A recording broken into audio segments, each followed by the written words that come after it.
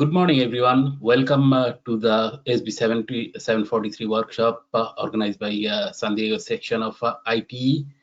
As you know, since early March, we had to cancel a couple of events, and at that point, the San Diego IT board got into the discussion that how can we continue our activities, and at the same time, we got the email from International ITE that they can provide the software support to organize online activities.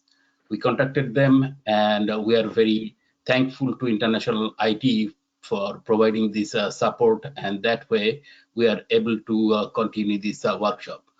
We also want to thank Eric Ruhr for organizing this workshop together, and all the work that he has done putting together the report and the workshop since the beginning from when we started working on this SB 743.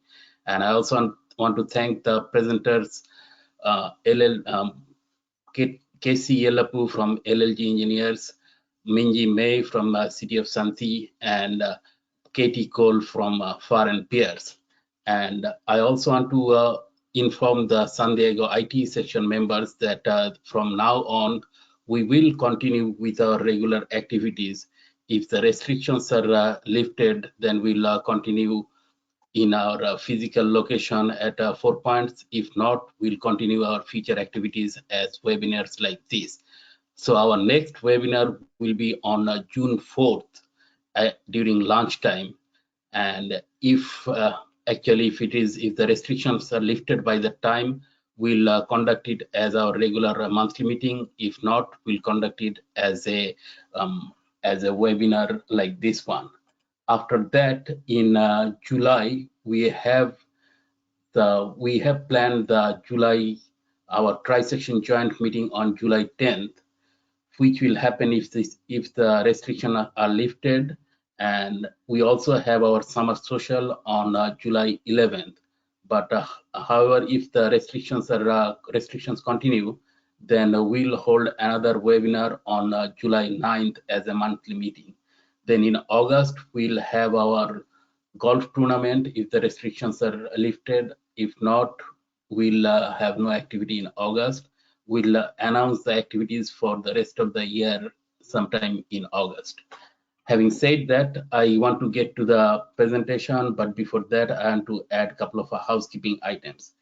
First of all, if you have questions during the presentations, please feel free to use the chat box. You can put your questions there. We'll answer all the questions at the end. You can ask your questions at the end also. Secondly, in the chat box also, there is a materials tab. Under that tab, you can see the PDF of the presentation. Thirdly, there will be professional development hours for your professional certifications. So Colleen will send the link for that shortly. And lastly, the presentation is also recorded. So you can, we'll send the link to all of you and you can listen to the presentation later on also. Having said that, I want to hand it over to Eric to start the workshop. Thank you. Thank you, Mohammed. I was just going to check. Colleen Egan is facilitating this workshop from the point of ITE, and I was just going to pause for a minute and see if Colleen wants to add anything before I get started.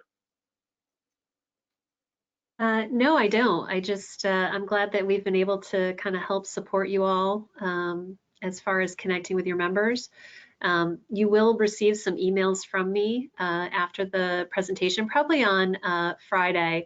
It'll include information on the recording and then also the PDH and or AICP credit information. Thank you. All right, thanks, Colleen. I'm Eric Ruhr from VRPA Technologies. Good morning, everyone, and welcome to the webinar. As the title suggests, we're going to talk about SB 743, which is California's level of service to vehicle miles travel transition, and the San Diego regional guidelines that have been written to incorporate SB 743. I know we have many participants on the phone from or on the webinar from San Diego, so you'll be getting a chance to get into a little more detail on the guidelines and look at some examples. I know we have many folks from outside of San Diego, and so we're going to talk about the latest developments on SB 743. And also, I think that some of the information on our guidelines in San Diego and sample problems that we're going to talk about are applicable throughout California. So I think there'll be a lot of interesting information throughout the webinar. Minji mentioned our presenters, and so I just wanted to let you know that all of these folks are part of the Transportation Capacity and Mobility Task Force of the ITE San Diego section, and they've all been very involved in writing the San Diego regional guidelines that we're going to be talking about. So that's why they were selected as presenters.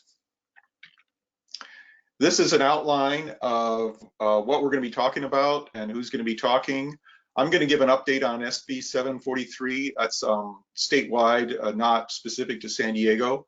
Then I'm going to go into an overview of the regional guidelines, some of the background and history and big picture issues. We are going to talk about VMT estimation, and that is going to be KC Yellowpoo is going to lead that discussion. Katie Cole is going to lead a discussion on VMT mitigation. Minji May is going to be talking about the local agency perspective. And then we're going to go to sample problems. In San Diego, we have two different methodologies for analyzing VMT. We have screening maps that are produced by the San Diego Association of Governments. So we're going to be talking about that methodology. KC Yellowpoo is going to be leading that. And for larger projects, we're planning to use the regional travel demand model, and Katie Cole is going to be leading that discussion. For questions and discussions, as mentioned earlier, put your questions in the chat box, and I will field the questions and then either answer them or call on one of the other presenters. So I'm just gonna go right back to the beginning. I know many of you have seen this slide before, but for anyone new, I want to talk about briefly the SB 743 legislation and how we got to this point. So SB 743 was passed in the fall of 2013, and the legislation stated that the Governor's Office of Planning and Research, or OPR, was to write new CEQA guidelines for transportation analysis. There was, per the legislature, there was going to be a reduced emphasis on roadway capacity and level of service analysis, and an increased emphasis on vehicle miles traveled or similar measures. And the purpose of all this was to encourage smart growth, multimodal travel, and infill developments, and to reduce vehicle travel. Now, this change does affect CEQA, which is impacts and mitigations. It does not prohibit or doing level of service analyses for various types of situations that are outside CEQA. And most agencies are going to continue to look at roadway capacity and level of service for when they're analyzing development projects. Most agencies are going to require transportation and roadway improvements after SB 743. But in terms of CEQA impacts and mitigations, roadway level service that we're used to will no longer apply. So that is a big change, and the requirement to use vehicle miles traveled as the performance measure for CEQA is a big change. So that's why we've spent the past 7 years trying to write guidelines and get this all figured out, and now we're headed towards a July 1st, 2020 implementation. The guidelines that were written were incorporated into CEQA in December 2018, and then the required implementation is July 1st, 2020. I'm going to talk a little bit about those two dates later on in the presentation because there are some complications related to those two dates. As I mentioned, July 1st deadline is approaching, but I'm going to talk about a court ruling that sort of puts that into question. A few people have asked me, is that going to change because of the COVID-19 situation? I don't you know, you never know what's going to happen, but OPR, who wrote the guidelines, has said no, absolutely, the deadline is not changing. I've tried to contact a few other people at the Natural Resources Agency, and I haven't gotten any indication that the deadline is going to change. There are the SB 743 CEQA incorporation allows early adopters, and several agencies around the state have chosen to become early adopters. Most people are waiting till July 1st. Some regional governments have done regional guidelines. Of course, I'm going to be talking about the San Diego ITE guidelines. The Western Riverside Council of Governments has provided guidelines that are complete, and some agencies around the state are working on regional guidelines. So if you're somewhere else in California outside of San Diego, your region may be working on guidelines that you can utilize, similar to what we've done in San Diego. Many local agencies are doing their own SB 743 implementation projects, either because they need additional detail beyond the state and regional guidelines if they have them, or just to have rules for implementing SB 743 if they don't have any guidance from the region. The OPR guidelines are guidelines, but they and CEQA rules dictate that lead agencies have the authority to determine methodology for conducting analyses and also to set thresholds. So local agencies can do have the authority to set their own thresholds. OPR's information and their guidelines are recommendations. One thing to note, however, is that if you are going to set your own methodologies and thresholds, you do need to be prepared to provide substantial evidence for why you're doing what you're doing if you're challenged. And OPR provides a lot of guidance and what could be used as substantial evidence. But I will also note that even OPR's guidance, even though they were designated by the legislature, that's not guaranteed to be substantial evidence, but they do provide a lot of information. Also, I wanted to mention that many of you may remember that there was a California ITE SB 743 task force established by the Western District of ITE. That was that group started in 2014 and ended in early 2019, but recently the California sections of ITE have gotten together to establish a joint task force of the California sections. So I'm the chair of that task force, and we may be providing information. One thing that we're working on right now is an ITE guide to SB 743 that should be out in the next couple of months. So that'll be an additional resource specifically geared to our ITE members to understand this legislation. Also wanted to point out the Northern California or NorCal ITE website. When we established this California ITE task force, we established that section as sort of a clearinghouse for all of our key information. So other sections around the state may have eventually all of the same information as the NorCal website. But one thing that is on their website right now that is hard to find is that there is a statewide model that Caltrans has developed that allows you to estimate VMT per capita and VMT per employee anywhere in the state of California. It is certainly approximate because it is a statewide model, so you have to use that with caution, but it is available, and the NorCal ITE website is the place to go to get that information. I did want to mention the recent court ruling, Citizens for Positive Growth versus City of Sacramento. You can look that up if you're interested in the details. That particular court ruling called into question whether July 21st is the actual legal deadline for implementing SB 743. I'm not going to go into too much detail on this, but I'll try to explain it briefly. The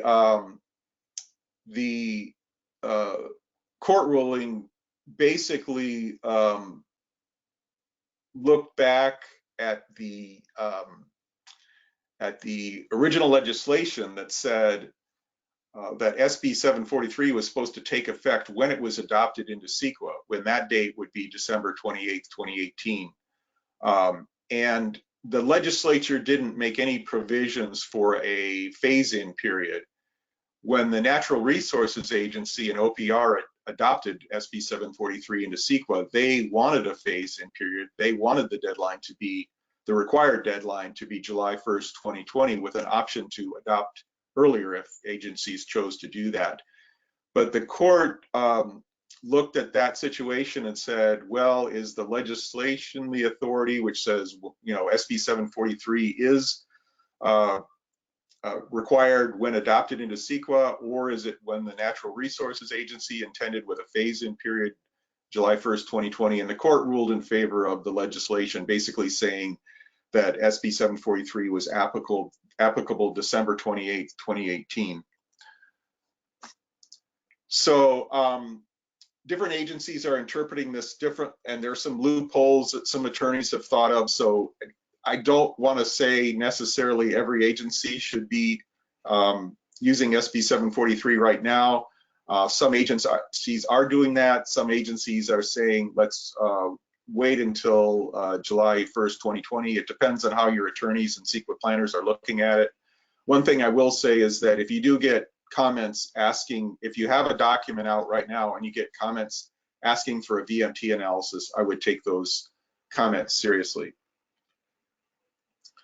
So I want to talk a little bit about what Caltrans is doing. Caltrans has two roles related to SB 743. They do intergovernmental review of local agency projects. And so if you do a land development project in the state of California, in the past, Caltrans would have reviewed that if they thought the project would have an effect on the state highway system from an operational or safety point of view. Now they're going to be doing that review also from an SB 743 point of view, a VMT analysis point of view. In addition, and it's not clear what universe of projects they're going to be analyzing, because it's not so simple with VMT to determine what project would have a significant impact on the state highway system as it is with trips and level service. Caltrans is also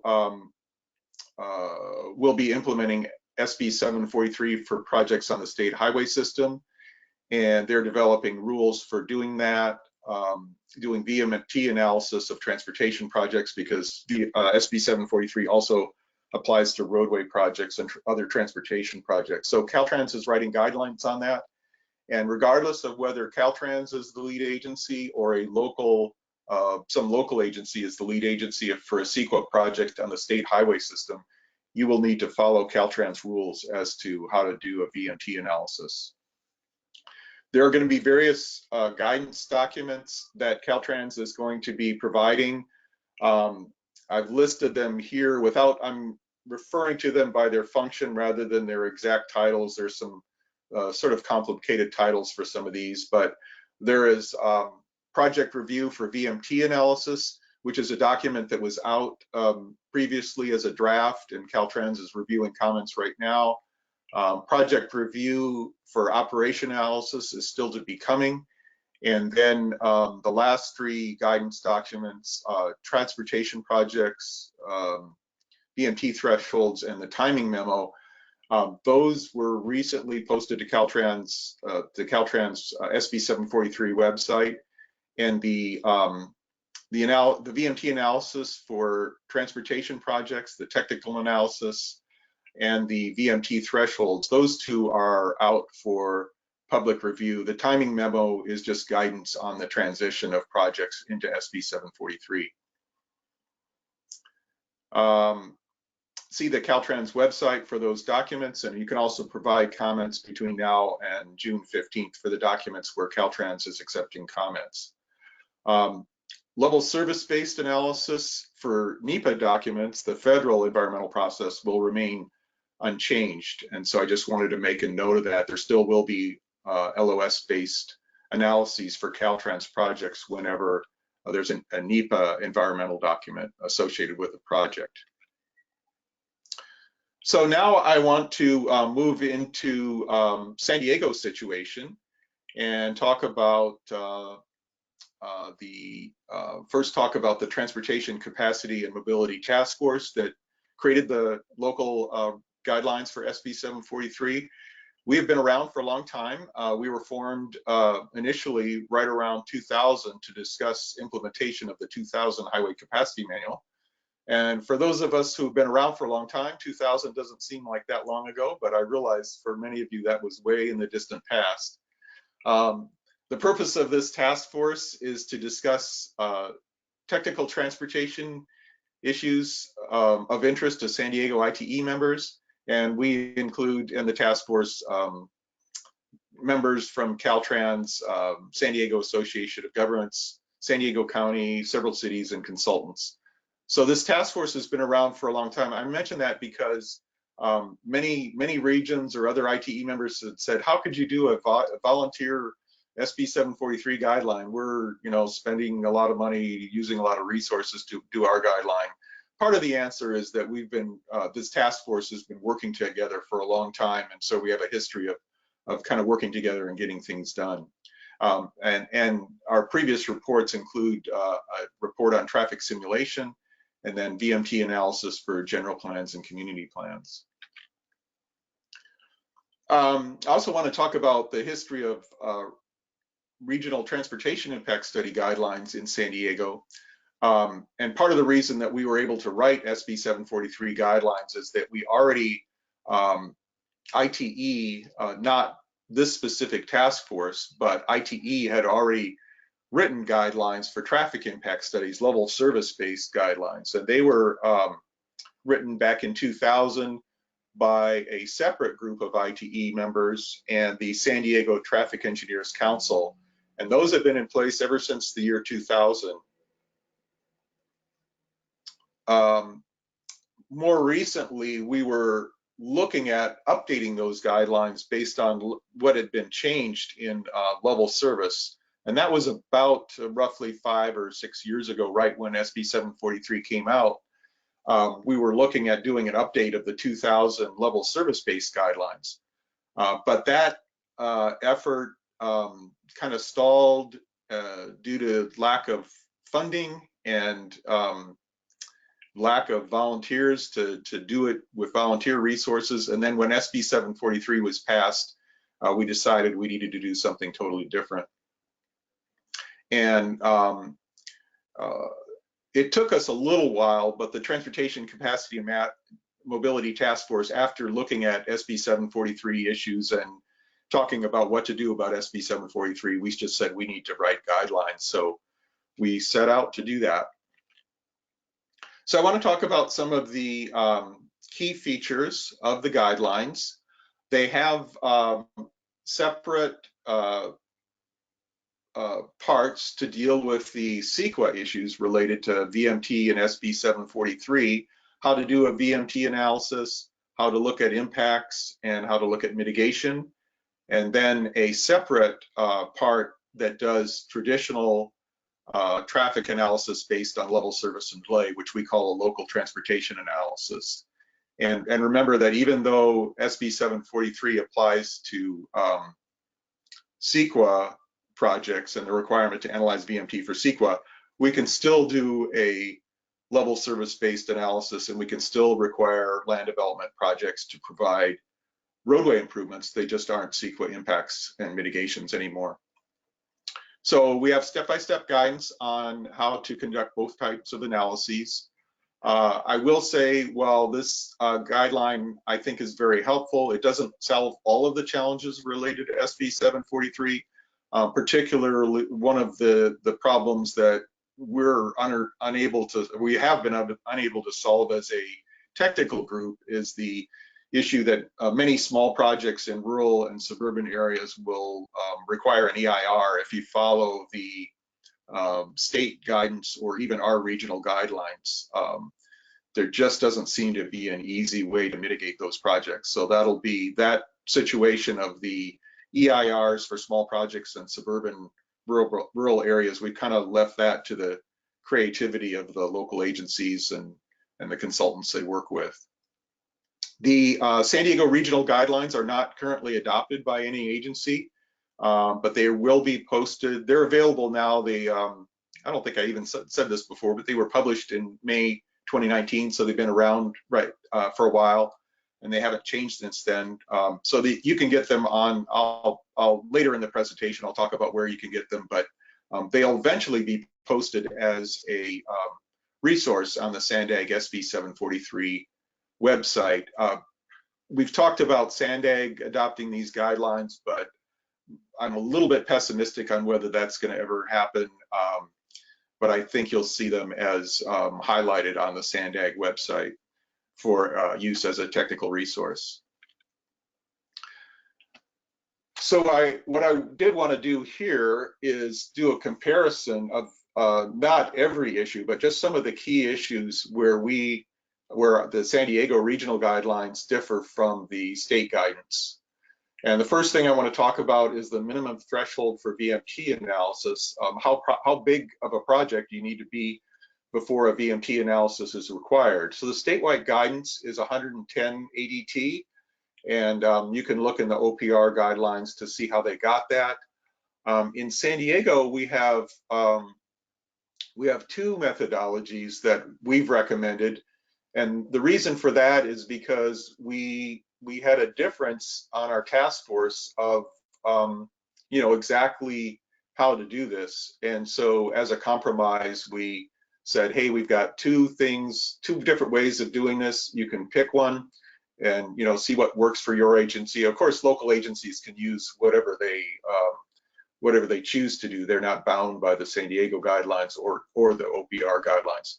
But our first method is either 500 ADT if you are inconsistent with the general plan or community plan, or 1,000 ADT if you're consistent with the community plan or general plan. And so that's very different from OPR, and that comes from the very same rules that we've been using for level service-based traffic impact analyses for almost 20 years now. And so that is one way of looking at minimum ADT where a VMT analysis is required in the San Diego guidelines. The other way is to stay closer to OPR, but in developing the 110 ADT value that OPR has come up with, they used ITE trip generation rates, and we have local trip generation rates in San Diego that are different. So the other way to do it in San Diego is start with the OPR methodology, use local rates, and you'll actually come up with a little bit different ADT value. You get somewhere between 200 and a little over 300 ADT using local guidelines. So that's one difference between our guidelines and OPR. The basis for VMT comparison in OPR, residential projects can be compared to, when you look at VMT averages, VMT per capita, VMT per employee. We'll talk about those thresholds in a little bit later on in the presentation, but OPR allows you to compare residential projects to either the regional average or the citywide average for VMT per capita, and for office only allows a comparison to the regional VMT per employee averages. In San Diego, we extend that option to compare to either the regional or citywide values that OPR has used for residential projects. We've extended that also for all projects. And then in addition to that, so you can evaluate an office project based on regional or citywide averages, and we've even extended that to the community. So if our recommendation is that even on a community basis within a city or the county, that you could compare project averages to community average VMT per capita and VMT per employee. One other two more differences I wanted to mention with respect to VMT analysis methodology. OPR gives you a lot of different methodologies that they talk about, and we've gotten more specific. We're recommending for small projects that there's a regional web-based VMT tool that's based on the SANDAG model, and that's what we're recommending for small projects. Our recommendation is below 2,400 average daily trips, and then for larger projects above 2,400 daily trips, we would recommend running the regional model. For transportation projects, OPR does not, and I'm actually incorporating the OPR and the Natural Resources Agency in this. The Natural Resources Agency says that you don't absolutely have to use VMT for transportation projects. You can continue to use level service. However, OPR recommends using VMT for transportation projects, but they don't recommend a specific threshold. Here in San Diego, we have recommended using VMT as a performance measure. We have recommended a threshold based on comparison to the current circulation element. And so how that works is if your project is in your circulation element, you've got a roadway widening, a new roadway, and it's in the circulation element, our guidelines recommend that that project does not create a significant VMT impact. This particular recommendation, I will mention, has caused some of the more conservative agencies in the region have said, well, that's given us a little bit of heartburn because it's a very aggressive and possibly subject to challenge. But we believe when the task force, when writing the guidelines, we believe that there was justification for doing that. So we felt comfortable making that as a recommendation. What it does is basically it takes projects that have been on the books and in the circulation element that have been around for a while, it takes them out of the CEQA VMT analysis process. I did want to mention, I think a lot of our information is transferable to other regions. We have a lot of background information on SB 743, general guidance on how to do a VMT analysis that's hopefully easier to read than the OPR guidelines. And then we have some detailed guidelines on issues that are not completely covered in OPR. Those include mixed use projects, phase projects, transportation projects, and then projects with both a land use and transportation component. So if you're interested in those issues, you can take a look at what we've done and see if they would work for you. What's specific to San Diego are the VMT modeling analysis tools. There's also a San Diego mobility management project that SANDAG has done, not done by our task force, but we were involved in the development of this. And they have a VMT reduction calculator tool. I say not necessarily transferable to other regions, but in the mobility management toolbox report, there's research information that could be transferable.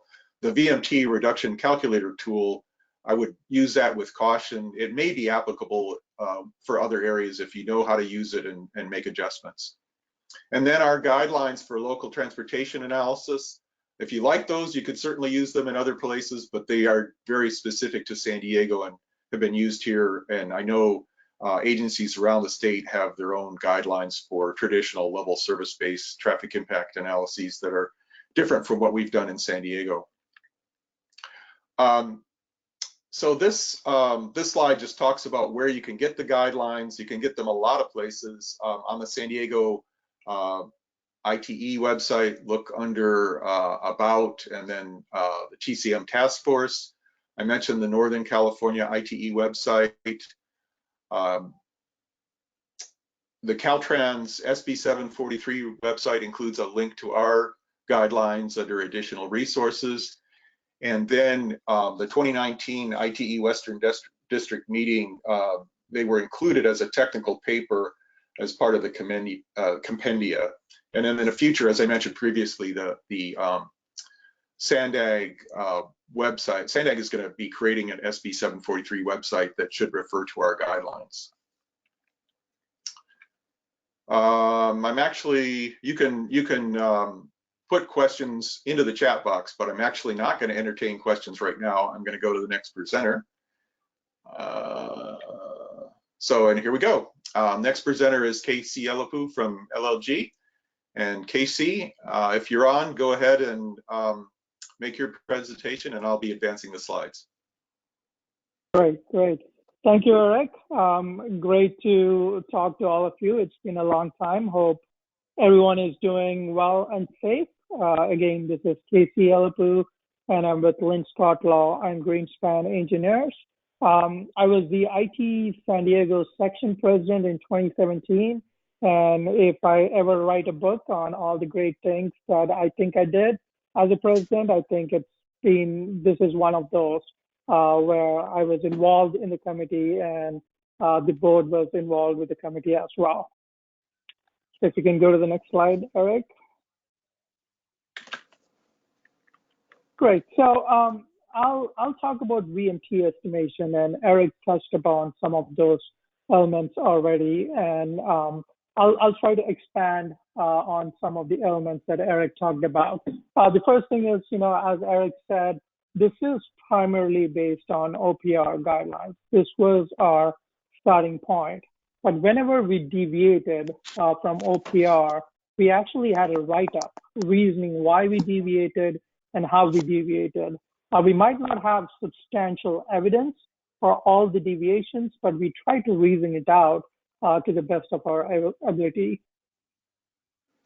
We can go to the next. So the premise is very, very similar to OPR.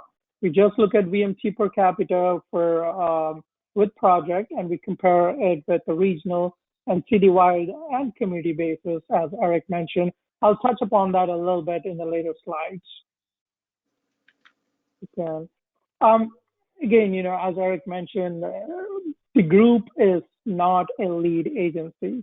We were not able to make rules for lead agencies. So what we did do, as Eric mentioned, is we came up with some options for cities to look into and consider and make it their own. They can use the guideline, they can use majority of the guideline, but there's some options that I'll talk about that cities need to look into and come up with their own policy and guidelines. You can go to the next slide, Eric. So we were all, most of us were engineers and planners, and we geeked out on the flowcharts, and we were looking at several different flowcharts. Some of the flowcharts were very comprehensive.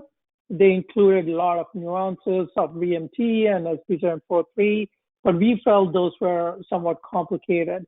So what we wanted to come up with was a simpler flowchart, which is somewhat consistent with a prior flowchart from the prior IT guidelines, but we wanted to include all the nuances in the report. So the flowchart, the process is very simple. If you want to look at all the nuances, that's where you go to the report and find out all the little nuances about 743 analysis. You can go to the next slide. So it's a pretty simple three-step process. If you can go back, Eric.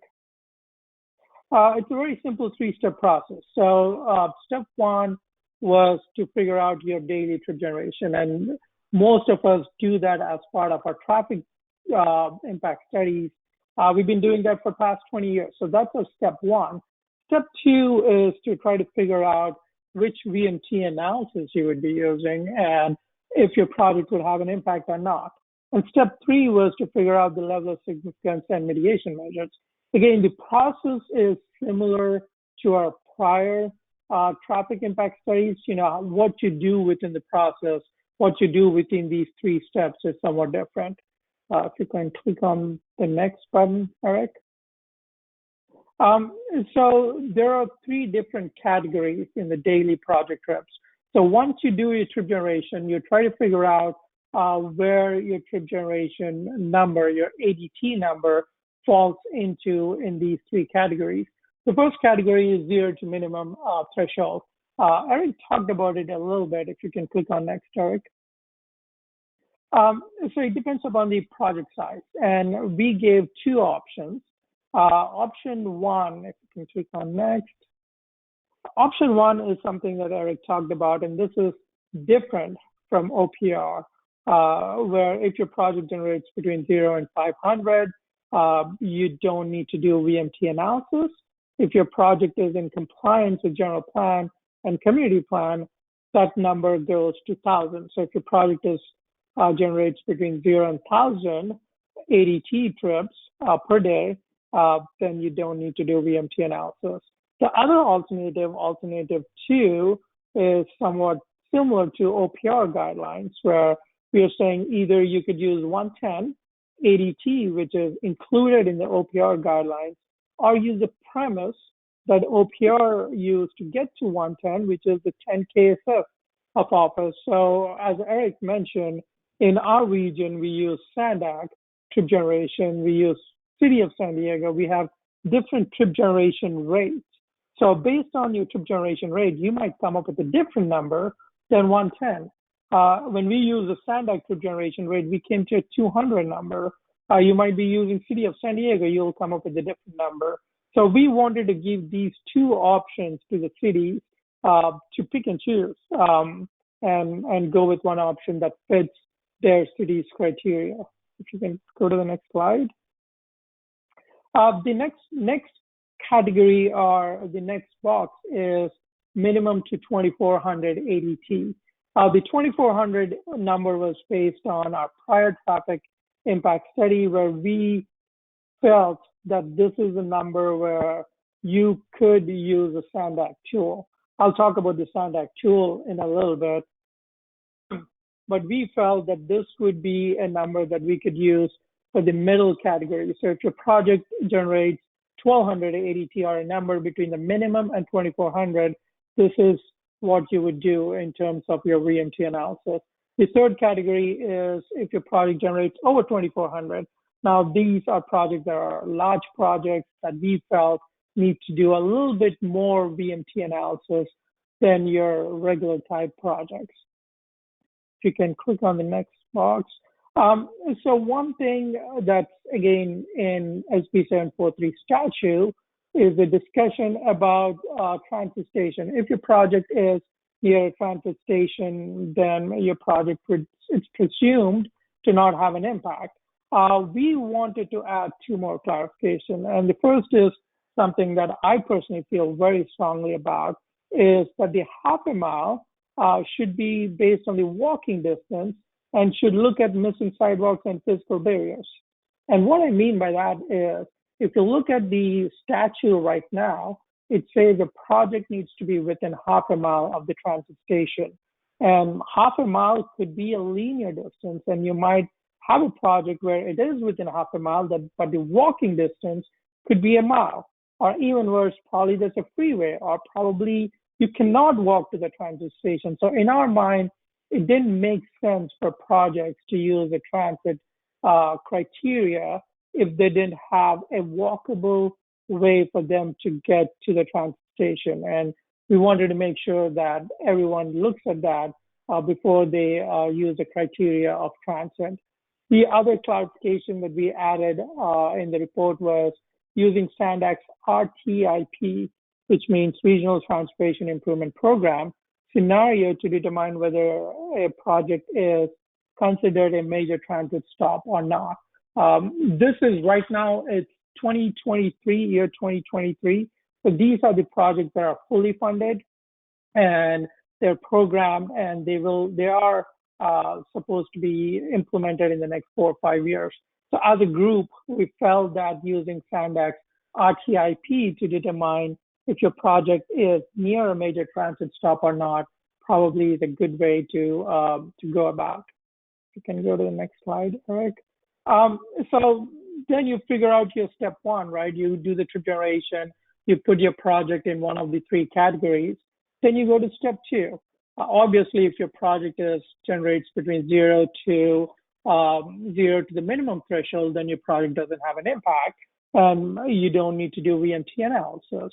But if you're in the middle category, which is from minimum to 2400 ADT, we in San Diego are able to use SANDAX SB743 tool that they created, where they included the VMT per capita, VMT per employee, the regional mean for each and every traffic analysis zone in our region. So we thought this was a great tool for us to use in San Diego region. So we recommended using this tool if your project falls in this category. I want to reiterate the fact that it doesn't mean that every project shall use this category. I think there are exceptions. Your project could generate, 1,200, but it might not be a typical project. You might need to do something else. But for most of the typical projects, we are recommending using SANDAX VMT tool. You can go to the next click. So if your project is a large project that generates over 2,400 ADT, that's when we are recommending using SANDAG model and doing a model with and without project. Katie will talk a little bit about the SANDAG model and different ways of doing the SANDAG model run, but we thought larger projects might require using SANDAG models because probably the mixed use nature, because they would have different trip patterns, different trip generation patterns, and things like that. You can click on the next. So once you figure out your project VMT, obviously you're trying to figure out whether it's below the threshold or exceeds the threshold. Now the threshold is based on various elements that I'll talk about, but that would be your next step. You can click on the next, Eric. So I'll talk about various aspects of this. So the first one is, individual agencies need to adopt their respective significance criteria. This is where we felt that individual agencies need to have the flexibility to choose what they want to use for significance criteria. We felt like each and every agency is unique in their own nature. They have different trip patterns, they have different land uses. So we felt probably this was the right thing to give options to the cities and agencies on what significance criteria they would be using. Click on next, Eric. Eric talked about this. For residential, we are recommending cities to use regional, city, or community average. So again, this is somewhat different than OPR, where OPR is saying use regional and city. So this is somewhat different than OPR. You can click on next. Employment too, we are recommending cities to consider using regional and city or community. Again, this is different from OPR, where we are recommending using community as a metric for cities to look into when they come up with their own significance criteria. Go next. Unincorporated area in our region is obviously very different. It's more rural. I'm pretty sure this is the same case with a lot of unincorporated areas. So we are recommending a different threshold, which is based on either unincorporated areas regional mean or unincorporated areas mean, or individual communities within unincorporated areas. Again, this is up to the County of San Diego in our region to adopt, but we are recommending options or flexibility for the county to use. I'm pretty sure you have heard this from a lot of different people. I want to reiterate the fact that all this is with a presumption, not a guarantee, not a shall, where we are saying the project will not have an impact. With all these significance criteria, it's presumed to not have an impact, or it's presumed to have less than significant impact. So what that means is the onus is still on the consultant or the city to actually make sure that you don't have an impact even after you use all these criteria. We can click on next. One thing that we are recommending is once all the cities come up with their own significance criteria, we felt it would be very beneficial for everyone in our region if SANDAG can take that criteria right now they're comparing everything to a regional mean. But if they can compare it based on what cities actually use as part of their significance criteria and update the map, the tools that they have on the website, I think that would be very helpful for a lot of people, because it'll just be a click of a button. They just click on it and then know the VMT and know whether the project has an impact or not. You can click on next. The retail and affordable housing, that's very consistent with OPR. We have not recommended anything unique about those. You can go to the next slide, Eric. I wanted to talk a little bit about the tour-based assessment. So there's been a lot of discussion about, whether we should be using tour-based or trip-based assessment. This is where I thought probably a simple figure like that would help anyone who's not in tune with these two words. So what it means is, let's say this is obviously prior to COVID-19. Let's say it's me who wants to go to office, but I want to stop at Starbucks to get a coffee. I go to Starbucks, get my coffee, go to office, and during lunch I go grab a sandwich, and then I go back home, and then in the evening I go for grocery shop. So if you add all those arrows, you'll have 7 trips, 7 individual unique trips. So what tour-based VMT means is I'm adding all those. As an example, if all those are 1 mile apart, my VMT is 7 miles. So I'm generating 7 VMT per capita. The same is for me if I'm working in the office that you see there. My VMT is 7 VMT per employee. Now, there could be an argument made, look, me going to lunch from office, I would have done no matter where I lived.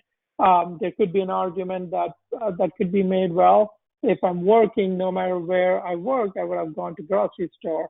But this makes sure that you're capturing all trips that are being made by me who lives in that house when I'm looking at the VMT per capita. When you look at the trip-based, you're not looking at, the other trips. You're looking at all the things have origin and destination to the home. So now you're looking at 4 trips. Again, if this was 1 mile apart, you're looking at 4 VMT per capita. What we did include in the report, and this is very critical, is when we compare the VMT per project, if you got it either by tour-based or trip-based, you use the same metric to compare when you're looking at significance criteria. As an example, if a city or a jurisdiction, when they came up with their city's average and they use tour-based, we want to make sure that the project uses tour-based assessment as well, and they're not comparing the region's tour-based VMT number with the project's trip-based VMT numbers, then you're not comparing apples to apples. So we had a long discussion on tour-based versus trip-based. At the end, we decided that we'll be consistent with whatever STATEWIDE uses in their modeling. And as of today, they're using the tour-based, which you can click on next, Eric. They're using the tour-based, which is what our recommendation is. I want to talk about some of the projects that Eric mentioned. There are redevelopment projects. We have been mostly consistent with the OPR with few clarifications, and one of them is with the presumption that a project would have less than significant impact if it reduces absolute VMT. And what I mean by that is if you have a project area and the existing VMT for that area is 10,000 VMT, and you're adding project, and with project, the VMT is 9,500. That based on our document can be presumed to have less than significant impact. So we wanted to add this clarification to the report. If you can click on next, Eric. If the project increases the absolute VMT, in the same example of the project generates a VMT of 11,000, then we are recommending using the prior bar that I talked about. Can you go to the next slide, please? Mixed use. I think this is where we had to be a little creative. And the reason being, we wanted to be true to the premise of OPR, which is to promote mixed-use projects, to promote smart growth projects. So what we did is we came up with a recommendation to use a combination of trip generation, number of residents, our employees, and trip length from SANDAC. So what we are recommending, again, you can read through the process, is we are recommending getting the trip length from SANDAC, but using SANDAC, ITE, or other ways to get your trip generation done. And the reason for that is by doing this, we felt you can better capture the mixed use nature of the project. You can better capture internal capture of the project. You might be able to look into the mode share of the project and things like that. So it gives the flexibility to the person doing the analysis to look at the mixed use components, smart growth components of the project in a better integrated way to get the VMT number. We did include information about the phased projects. What we are recommending is each phase be evaluated on its own. As an example, if a project is building 10,000 units, phase 1 is 2,000, phase 2 is 7,000, phase 3 is 10,000. We are recommending doing VMT analysis for each and every phase. You can click on next, please. Roadway projects within land development projects, and this is more common than you think. You would have improvements as part of the project. You would have project features as part of land use projects. So what we are recommending is we are recommending a presumption of the project to have less than significant impact if your project, roadway project, doesn't have an impact on its own. An example could be your roadway project is adding a bike lane, is adding a sidewalk, or it could be reducing the number of lanes. If your roadway project has on its own doesn't have an impact, then you can presume that the project doesn't have an impact. The other way to look at is if your project as a whole, what it means is if your project VMT, which includes improvement, decreases the net VMT, then your project can be presumed to not have an impact as well. The other option is to include it as a project feature. If your project is running a SANDAC model or using any other source, obviously with the approval of city using big data or whatnot, they need to include this as a project feature and do the VMT analysis to see the effect of the roadway component. I guess, to probably summarize the whole VMT estimation process, we talked about how you could use daily trips, step 1, and put the project in various categories. Then you go to step 2, which is VMT analysis methodology. And then you go to step 3, which is trying to figure out if your project has an impact or not. If your project does have an impact, then you try to mitigate the impact. Very similar in premise to our prior traffic impact studies, and you try to determine whether that mitigation measure would mitigate the project impact or not. With that, I'll let Katie talk about how to mitigate the project impact. Actually, we're going to go next to Minji May at the City of Tantee. Sounds good, Eric. All right, thank you, Eric. Thank you, Eric. Surprise. Okay, good morning. This is Minji May from the City of Santee. I'm a principal traffic engineer for the city, and I've been part of the San Diego ITE SB 743 guideline task force or subcommittee. And I want to offer some perspective from city's point of view in terms of implementing SB 743. Next, please. Next slide, please. Yeah, from the agency's approach, the way I see it, there could be two approaches based on the size of the city. If you're a large city, which typically encompasses a large area with a diverse land use, that could include urban, suburban, and rural. A large agency therefore may want to take a more comprehensive approach to address the unique issues that they may have because of the variety of land uses. And for this purpose, I would put agencies into 3 categories by size. A large agency will be something over 300,000 people, and a mid-sized agency will be between 100,000 and 300,000, and a small agency will be under 100,000. In the cases in the San Diego area, the city of San Diego and the county of San Diego, definitely in the large agency category, and they are developing their own guidelines based on the OPR guidelines. For a small agency point of view, the majority of agencies in the San Diego area are small cities, like the city where I work, the city of Santee, with less than 100,000 populations. And a city like that typically have limited resources to develop their own guidelines. In addition, a small agency typically have a more homogeneous type of land uses and may not have a need for developing their own guidelines either. So therefore, the regional guidelines such as this that's developed by the San Diego ITE will work well for such an agency. And in addition to that, the mid-sized agency will be between the large and small, between 100 and 300,000 population. An agency like that, the way I see it, it can go either way, really depend on the situation that you have. For example, in the San Diego area, I know there are cities in that category that are developing their own guidelines, including the city of Chula Vista, Carlsbad, and Oceanside. Excuse me. And they all have a population between 100,000 and 300,000.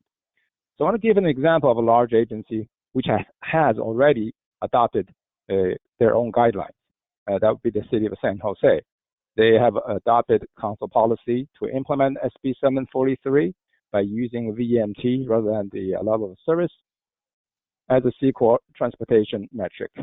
And they also amended their general plan to reflect the new city council transportation policy that still includes a part for level of service, except it will not be used for C-Corp compliance, but to identify necessary improvements to their transportation system. Next, please. So from a small city point of view, I want to give you my example of our city, the city of Santee. We're implementing C-Corp outside of general plan. So our approach is a little different than San Jose's.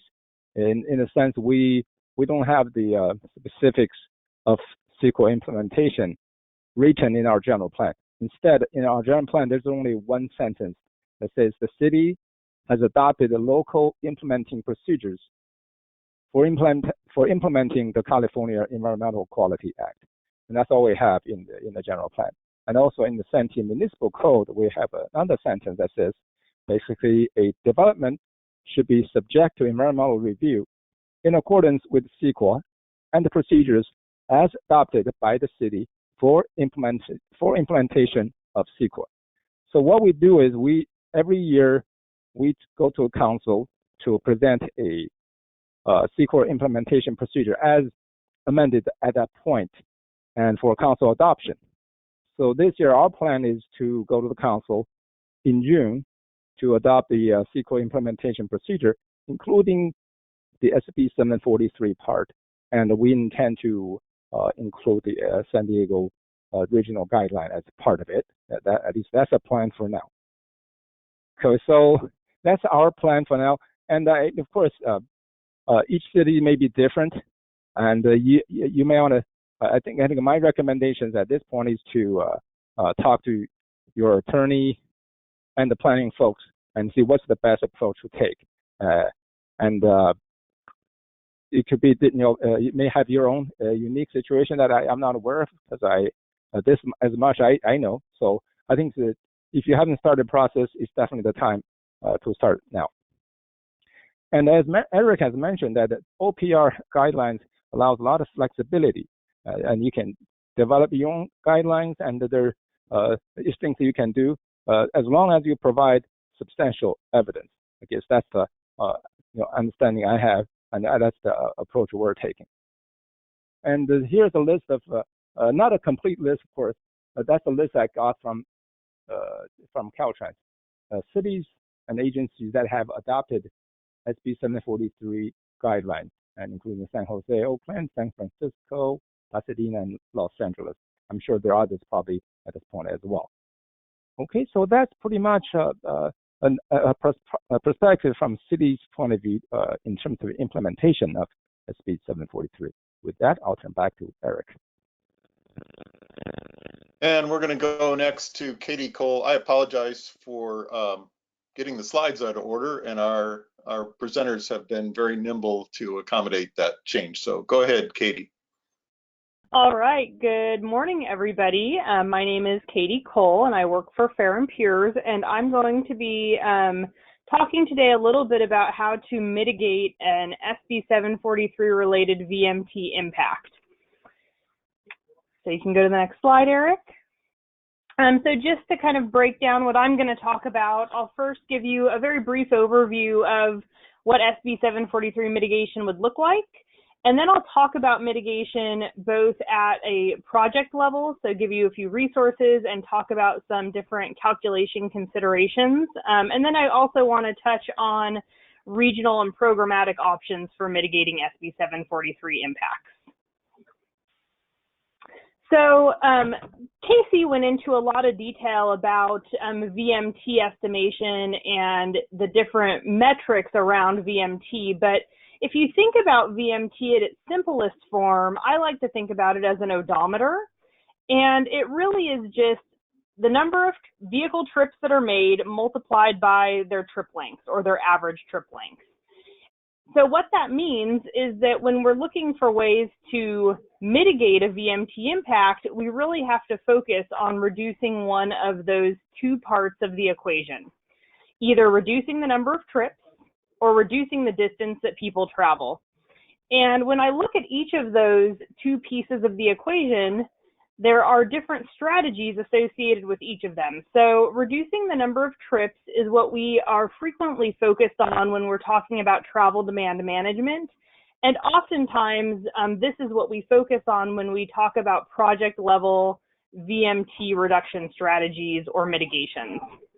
The second part of the equation, reducing the distance that people travel, is usually achieved through good land use planning and really providing a robust transportation network that provides people options outside of just driving.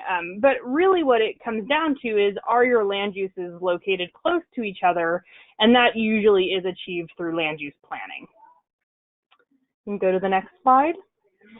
So what I'm going to focus on for SB 743 mitigation, specifically at the project level, is really that first part of the equation. How do we reduce the number of single occupant vehicle trips that people are making? And the purpose of this image here is to show you that there are TDM strategies that are associated with each of these different ideas that are on the triangle, and on the triangle itself, they're ordered in a way that is kind of effective, but the least effective at the top and the most effective at the bottom. So really, when we talk about project-specific TDM, things through building operations and site design, those are they're gonna have a certain level of effectiveness, but as we move down the triangle, we get more and more effective. So being in a diverse variety of land uses, and then finally talking about some regional policies around TDM, and then obviously regional infrastructure. So that's really providing alternative options for people to move around other than the single occupant vehicle. You can go to the next slide. And the concept of TDM has actually, been around for a very long time, and we are just now really trying to apply it as a mitigation in CEQA for VMT impacts, but it has shown up both outside of CEQA through, TDM ordinances and other strategies to help get people to not travel in single occupant vehicles, to even showing up in other resource areas of an environmental document. So VMT, while it was not a specific metric in the transportation section, is typically an input in several other sections of an environmental document. The energy section, the greenhouse gas section, and the air quality section. And so TDM has showed up in those sections of those documents related to those types of mitigations. But really, it's looking at how we can influence people, how people drive. And that is done either by incentivizing them to use a non-auto mode or penalizing them in some way for driving.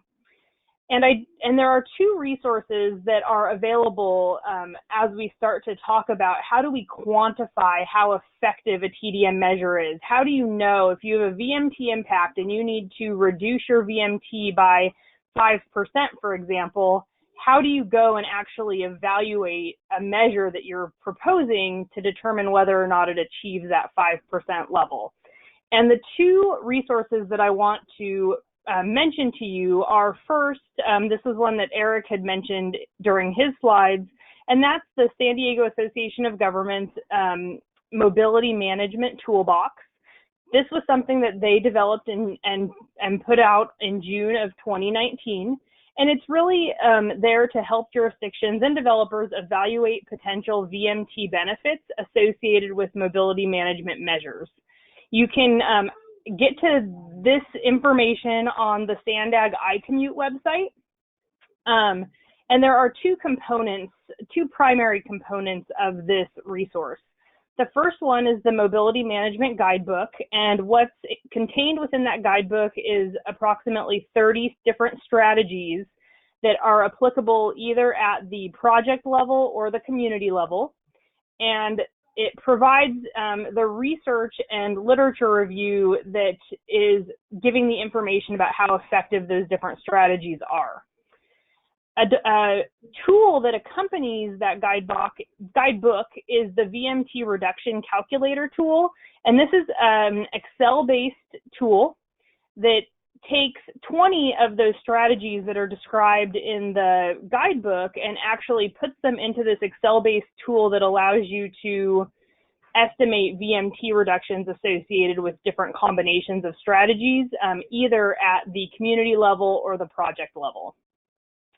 The other document that I want to mention is the CAPCOA Quantifying Greenhouse Gas Mitigation Measures document. So this is from 2010, so it is getting a little bit outdated at this point, but there is precedence for this being contained within CEQA documents. As I mentioned, before we were looking at it in transportation, it was included as part of analysis related to air quality, greenhouse gas, and energy sections. And the one thing I want to mention about this is that CARB, so the California Air Resources Board, has been going through a process of updating the measures that are in this document and doing some additional literature review, and will be providing an updated document, updated information specifically for the transportation portions of the CAPCOA document in the near future. So now I have a series of slides. I'm not going to go through a detailed example of estimating TDM, but I do want to just provide some thought points for you as you are going through your individual project and trying to figure out how effective different strategies are.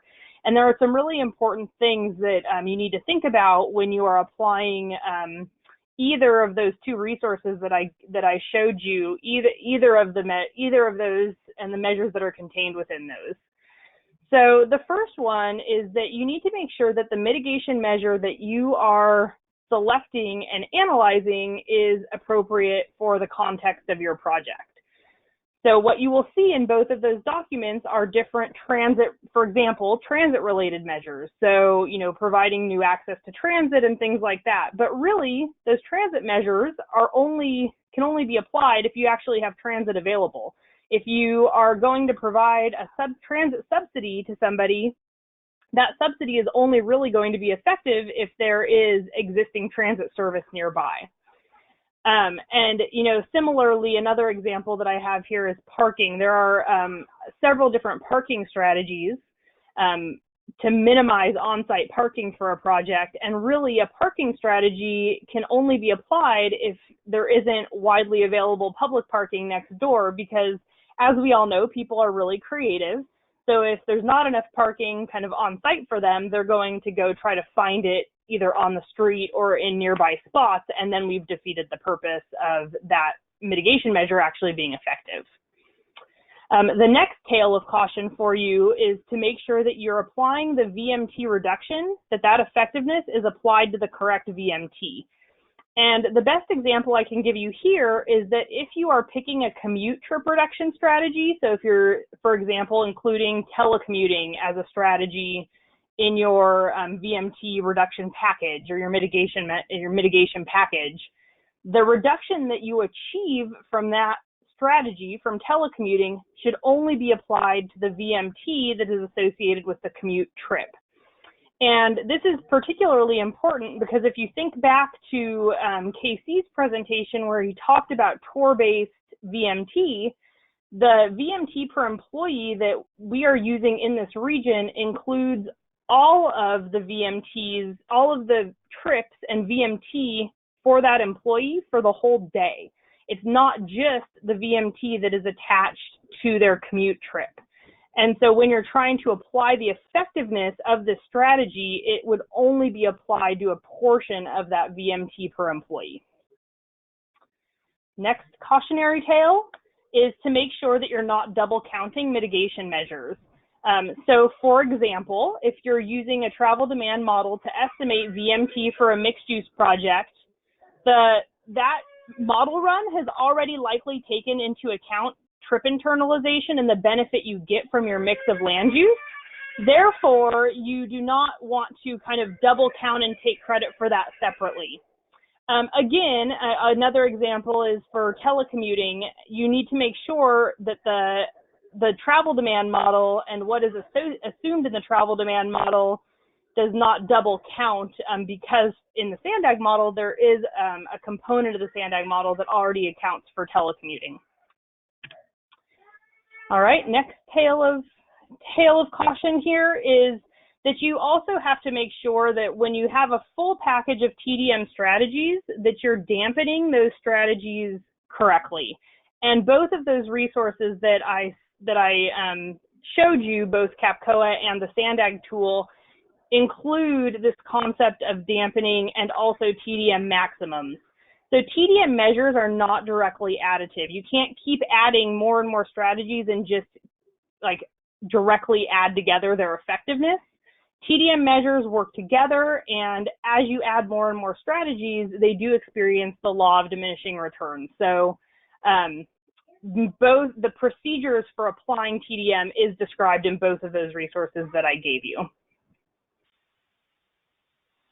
So we have talked about the project level analysis for mitigation and things that you might include in a package of TDM mitigation for a specific site. I also want to talk a little bit about regional and programmatic options because as you'll remember from that triangle diagram, oftentimes these types of strategies are actually the most effective strategies. And so these can include infrastructure at a regional level, so, pedestrian plans and bicycle plans, transit service expansion.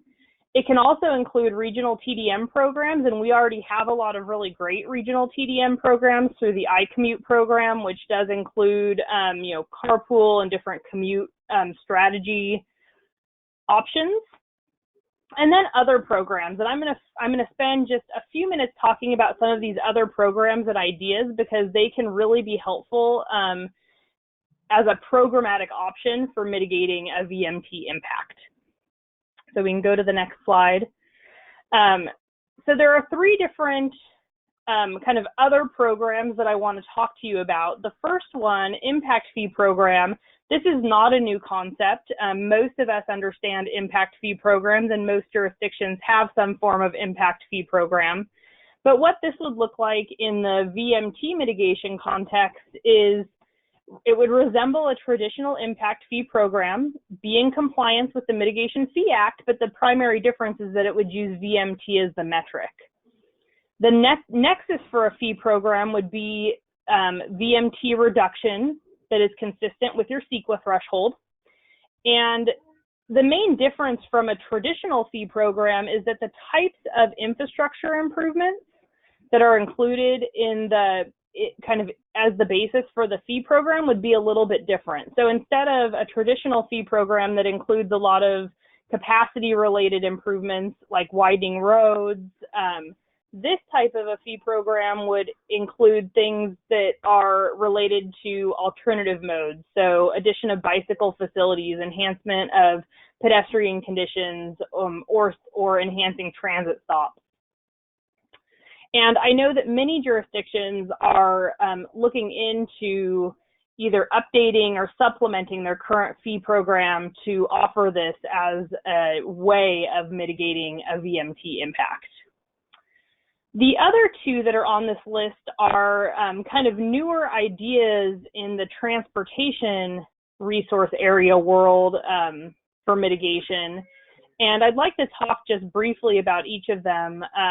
The image that I have shown on the slide here is a report that was prepared, came out of Berkeley, that talked about VMT exchanges and VMT banks. And since this report came out, there have been a few agencies that have started kind of pilot programs or have been thinking a little bit more about this. The SCAG region is one. WRCOG is looking into it a little bit as well. And so what these are, first, on VMT exchanges, this concept borrows mitigation approaches from other environmental analysis sections like wetlands, and it relies on a developer agreeing to implement a predetermined VMT reducing project in exchange for being able to have for mitigating their significant impact. And that predetermined VMT reducing project is likely not located anywhere near the project itself. So this is similar to like a cap and trade program. This concept requires a facilitating entity, so usually a city or maybe a regional agency, to match the project that has the significant impact with the VMT reducing project and ensure that that VMT reducing project is actually providing enough of a VMT reduction to offset the impact that the project has. A final requirement of both exchanges and banks is that the mitigation projects would have to be brand new projects that have not previously been considered. This is a term that you'll see in this paper and as people talk about these, called additionality. So these have to be programs that are in addition to what is already out there, brand new VMT reducing projects. VMT bank is similar, except that this concept attempts to create a monetary value for the VMT reduction, such that the project or the developer could purchase VMT reduction credits, and that money that is those credits that are being bought are then used to implement TDM or VMT reducing projects or programs within either the region or the city, depending on how the program is set up. Again, this one has a similar requirement that these programs have to be brand new programs, so we couldn't have a VMT bank that was going to fund, for example, an iCommute program that's already in place, because that program is already there. So I think that is really these two regional programs are things that we're going to see a lot more of and more to come, but interesting concepts around trying to mitigate for a VMT impact at a regional scale, and trying to look for ways to actually get the most bang for our buck when it comes to implementing VMT reduction, which is often something that is done at the regional level. So with that, that concludes the mitigation portion of the presentation. And I think are we going back to KC now? Yes, we are. We're going to go to KC for a sample problem, and then Katie, you're going to do a sample problem at the end. And for our last two presenters, we're a little behind on time. We're doing okay, but if you want to shorten it a little bit and save some time for questions, that'd be fine. Or if you just want to keep on your regular schedule, we can accommodate that. So go ahead, Casey. Sounds good. Thank you, Katie. I think, personally, I feel the most critical thing for 743 analysis is how you mitigate the impact. So that's a very critical element. As Eric mentioned, we did wanted to kind of go through two real simple projects. Probably I'll take the easier one using screening maps and how you can look at the project SB743 analysis. We picked a site. If you know what this is, it doesn't have to do anything with the project.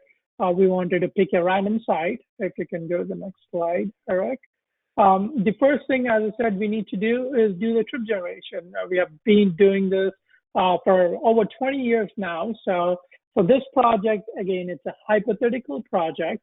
Let's assume that the project is a multifamily project and has about 300 dwelling units. You use a trip generation and you come up with a ADT, annual daily traffic volume of 1,800 cars per day. And as you can see, that in any of the scenario, even if you go with option 1 or alternative 1 or alternative 2, goes in the middle category, which is a minimum to 2,400 threshold. You can click on next, Eric.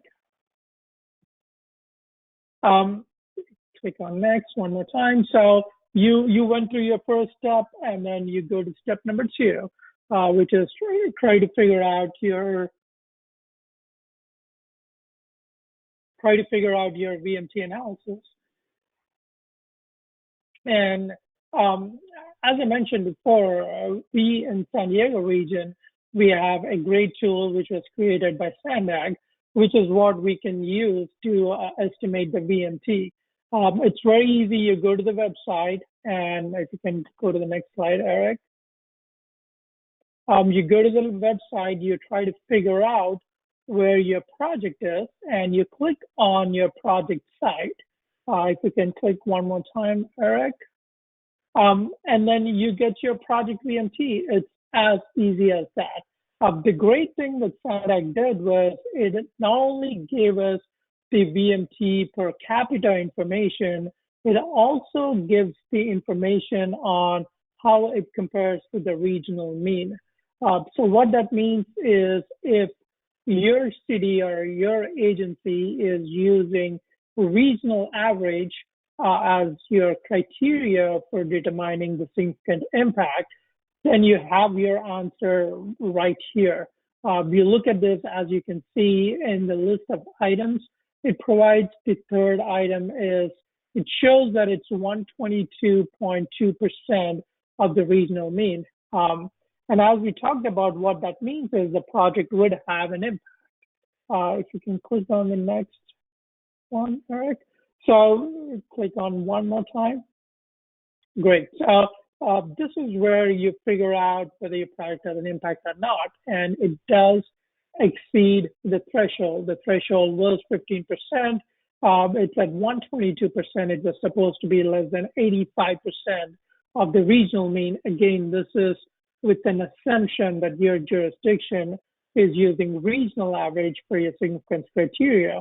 Then you go to your step 3, which is try to figure out whether your project has an impact or not. If you can click one more time, Eric. And then in this particular example, the project does exceed the threshold, which means the project does have a significant impact, and we need to come up with mitigation measures using one of the TDM or other mitigation criteria that Katie talked about. So this was a very simple example. I really wish all the projects were this simple, but we do expect a lot of projects to fall in this category where you can use a Sandag tool to do the simple flowchart assessment to figure out whether your project has an impact or not. That's pretty much it on my end, Eric, for this example project. Okay, let's go to Katie Cole, and I would say we're back on time. So, all right. Thank you. Thank you, Casey. And I think I went a little long, so I'll take responsibility for the awkwardness. But go ahead, Katie. All right. So I'm going to run through actually the same project, but assuming it's larger. And so we're going to look at how we would use the model instead of just using the map tool to estimate our VMT. So again, this is the same project location that KC just showed. And instead of being a 300-unit multifamily residential project, it's now a 500-unit multifamily residential project, which means that it generates 3,000 daily trips. And because of that, it's above the 2,400 daily trips that we have as our criteria for when you would need to run the travel demand model. You can go to the next slide, Eric.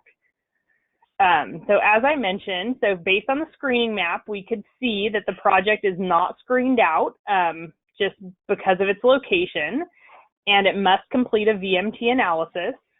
The project generates greater than 2,400 daily trips, which means that to complete the VMT analysis, we need to use the travel demand model. And so the next slide runs through the procedure for actually plugging the project into the model and creating the VMT using the model run. And so the first step for performing a model run, and this is something that you would be coordinating with SANDAG for running the model, you would isolate the project in the TAZ so that you could obtain the project VMT. You need to confirm, however, if the land use in the model is different than the proposed land use. If it is not different, then there's really not any big change you need to make in the model because the underlying land use is already consistent, and the VMT per capita would follow whether or not the project was bigger or smaller. However, if it is different, so let's say for the purposes of this example that the project is located in a TAZ that it currently is coded as office and not residential. So because of that, a land use override would be necessary in the model. So what would happen is that the land use in the model would be updated to include the project description. The model run would be performed, and from that model run, you would be provided with the project VMT results. And so in this case, you would get as an output the VMT per capita for your project. The other standard output that is provided by SANDAG is the appropriate regional or citywide VMT average. So the VMT per capita average in this case. You would then compare your project that result that you got from the model to 15% below the regional or citywide average, depending on what method or what geography is being applied to determine whether or not the project has an impact. So for this hypothetical project, if you go to the next slide, the output, this is a hypothetical output from the SANDAG model, is that this project has a VMT per capita of 20. And you'll notice that that number is different than what KC's number was because he was pulling the number off of the map.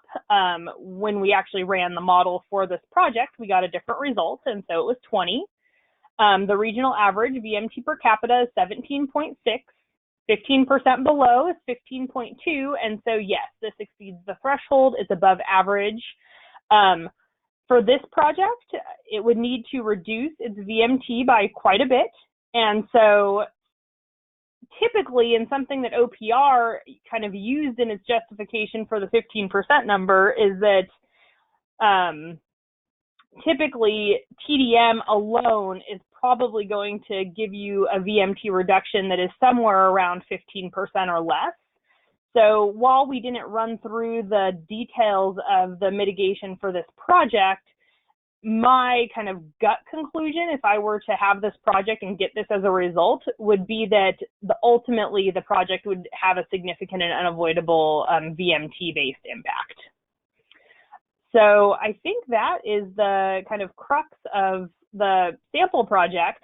One thing I do want to mention about the screening maps produced by SANDAG is that those are currently based on activity-based model 1 and using the base year of the model. SANDAG is in the process of creating those same maps using activity-based model 2. And they are planning on providing that information, those screening maps, those maps on their website as kind of a GIS-based web tool. So you'll be able to click on them the same way that you can with the ABM1 maps to obtain your VMT per capita using activity-based model 2. The timing of that, I know that I mean, it's an active thing that they're trying to be producing, and their goal was to have it out at the beginning of May. I know that just given the kind of place we're at in the world right now, schedules and timings can sometimes be disrupted because of that, but definitely look for that because it will be available in the near term. Okay, well, thank you, Katie. Thank you to all the presenters. We do need to conclude the webinar at 11 o'clock, but we do have some time for questions and additional discussion. I did see a couple of questions in the chat. If anyone does want to ask a question, this could be a good time to do that, and just put your question in the chat and I'll be watching for it. We'll get to as many questions as we can. I'm going to leave the last slide up because I don't have an easy way to get to a question slide. So just picture that in your mind. First question I wanted to address are whether the SANDAG maps are being updated. The answer to that is yes. And there are some complications that are related to SANDAG having done a federal regional transportation plan last fall, and so that's sort of created an unusual cycle with relation to regional transportation plans. And I'm not going to go into the details of that, but just say that the process is complicated. The current maps are available through the San Diego ITE website. You can find a link under About and then TCM Task Force, so you can look at the current VMT per employee and VMT per capita maps. And right now, I will tell you that there is these maps were created a long time ago and were not necessarily created for prime time, but because of some of the complications with the model, they're the best maps we have available. And there's a little note saying you shouldn't use these for CEQA. Some of us, like myself, are inclined to ignore that note because they know the history and that those maps are kind of the best available that we have right now. But within some number of weeks, 4 weeks or so, SANDAG should be publishing new maps that will be available. So watch for that, and certainly before July 1st, we'll have new maps available. The second question I wanted to address has to do with comparing different ways of calculating VMT. The question is, how can we calculate tour-based VMT using manual trip length calculations? And I can only touch on this question, but I want to talk about it at a pretty high level. This is a question about methodology and estimating VMT, and I think there will be lots and lots of questions like this where you want to calculate a VMT per capita, a VMT per employee for use in a CEQA analysis, and you're looking at the available tools and ways of calculating those values and finding that there is not one perfect answer, or that you'll have to make some kind of comparison that you don't want to make. And your job as an analyst is to decide whether that approximation that you're about to launch into is appropriate or not, given the circumstances. And I think there are going to be things where there will be guidance that says don't do such and such comparison, and you're going to end up wanting to do it anyway. So on a case-by-case basis, you're going to have to make those kind of judgments. I'll call on Katie to see if you want to address that issue in any more detailed way, or if you think that the high level is the best way to answer that question.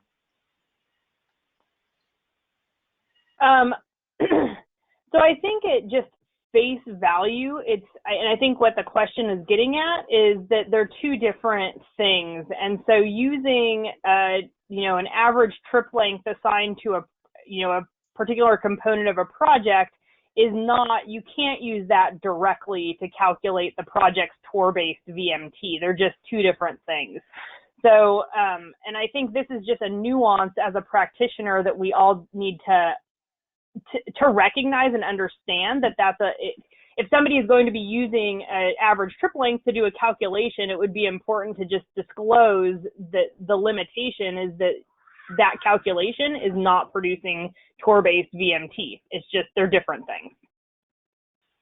Okay, thank you, Katie. Casey, go ahead. Probably I want to add one thing to what Katie said. I think, at least this is speaking to San Diego region, if we do use SANDAG model and do use the average trip length from SANDAG model, that trip length is the tour-based trip length. So that does account for the tour-based trips, because that does include the entire tour. It might not include all the trips, but it does include all the entire length of the tour-based system. So that's something that everyone should be aware of as well. That the trip length is tour-based, but if your trip generation is trip-based, you need to be cautious of that. Okay, thank you, Casey. I am going to go to a clarification. This is my own clarification, just based on what was discussed earlier.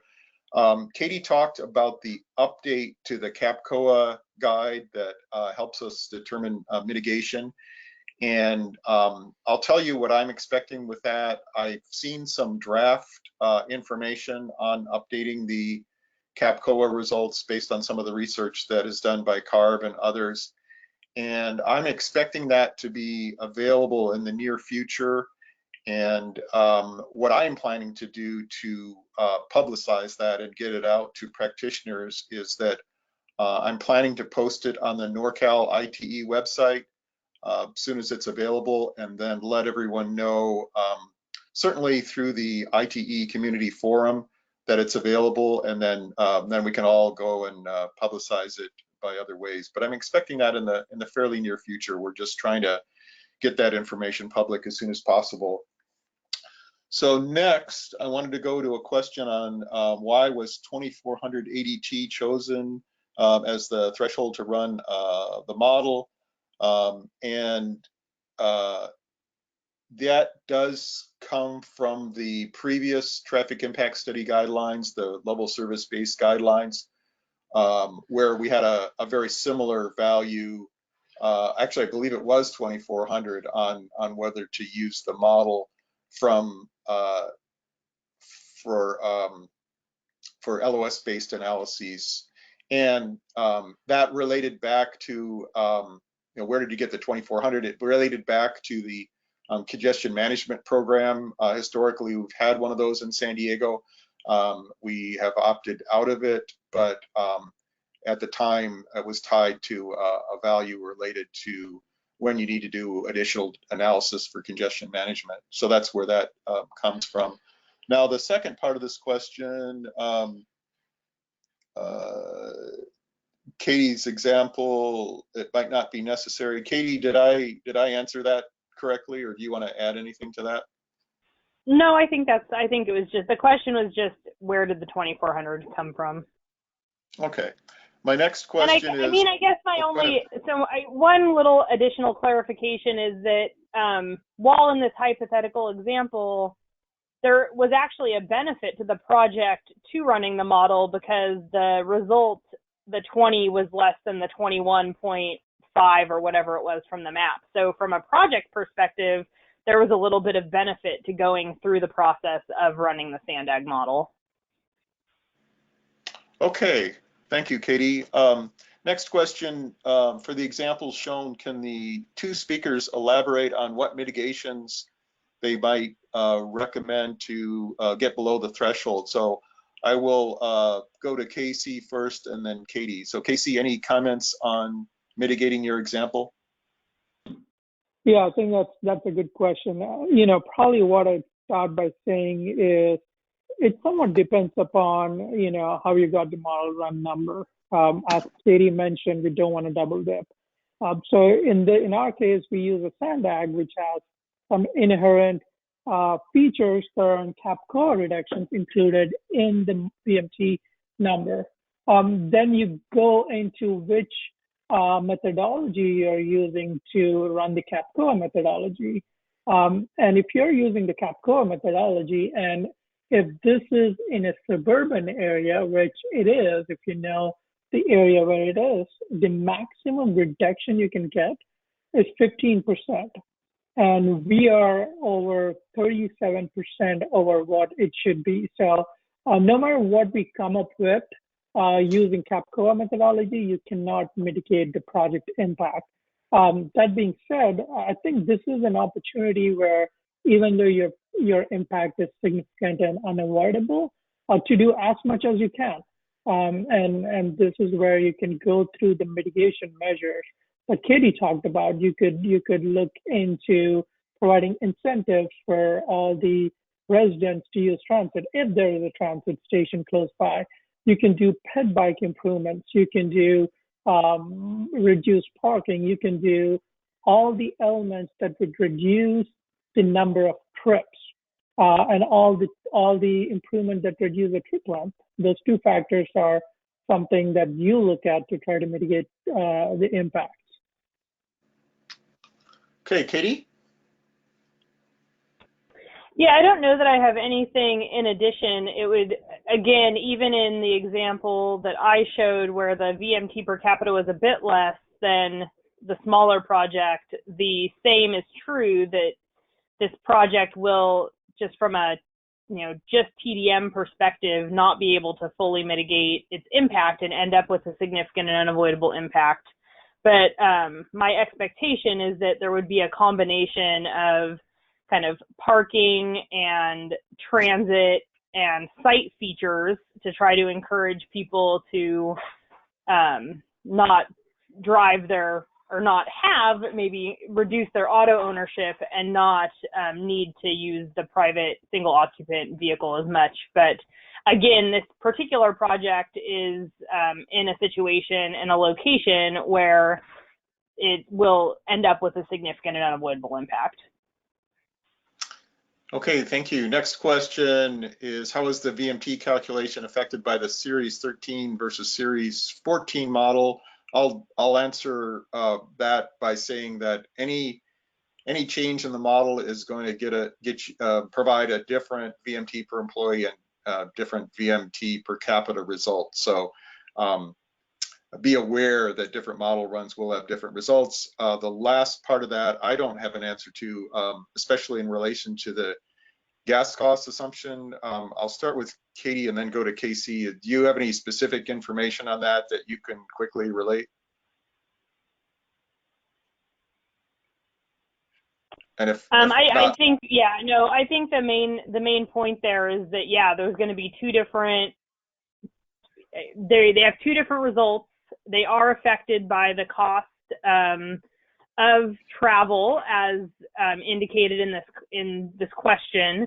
And the really important thing to know is that you need to be using a consistent, if you're developing your project VMT per capita using Series 14 or ABM2, then you should also be comparing that result to the regional average or citywide average also from ABM2 or Series 14, and not trying to mix results from different model versions. Okay, Casey, do you have any background on that, or is that that answer cover it? No, I think you guys answered the question. I think there are several other factors too, like auto ownership and other things that would affect the VMT numbers.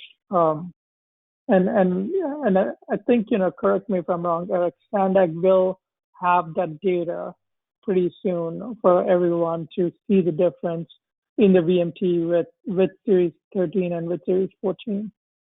I would agree with that. Okay, so there's a question about how can you make sure TDM measures are being enforced after the development has been approved and constructed? That is something that the profession is struggling with. I'll give you my answer, and then I think I'll go to Katie. What I'm learning from talking to environmental planners about this is that if you're going to mitigate a project's VMT impact using mitigation measures, and if there's some question to how the mitigation will be implemented over time, you need to think about a mitigation monitoring program, and it would have to be tailored to each situation. And so I don't think there are any easy answers yet on that. Katie, do you want to add to that? No, I think you've covered it. It's a big struggle because a TDM program is something that would theoretically be necessary through the life of the project. And but yes, as part of CEQA, there is a mitigation and monitoring program that is necessary not just for the transportation resource area, but for other resource areas. And transportation is not the only resource area that now has this situation where a mitigation measure might be necessary for the life of the project. There are other resource areas that also have the same issue. And I mean, one thing that I can say about this that I think is a good food for thought is that the way we did it in the old days when it was level of service based is we would have a capacity related impact. We would suggest an improvement. So let's, for example, say that the project needed to construct a left turn pocket.